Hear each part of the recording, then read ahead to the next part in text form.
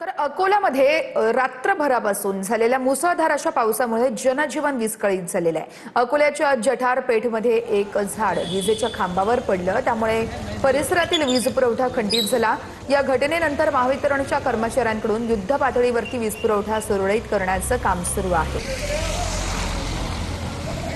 रात्री झालेल्या मुसळधार पावसामुळे जठारपेठ परिसरातील हे झाड जे आहे झाड पडल्यामुळे तारा तुटलेला पाहू शकता की झाड जे आहे ते झाड तारावर पडलं आणि तारा ज्या आहेत त्या तारा खाली पडलेल्या आपल्या ठिकाणी पाहायला मिळत आहे।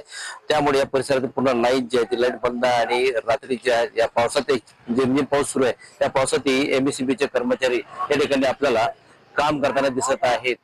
की गेले काल जो पाऊस जो झाला होता आणि रात्री जो पाऊस झाला त्यामुळे झाड जे आहे ते झाड पडलं आणि या झाडामुळे तारा तुटल्या आणि युद्ध पातळीवर या ठिकाणी एमएससीबीचे कर्मचारी आपल्याला या ठिकाणी काम करताना आपल्याला ठिकाणी पाहायला मिळत आहे। गणेश सोनवणे।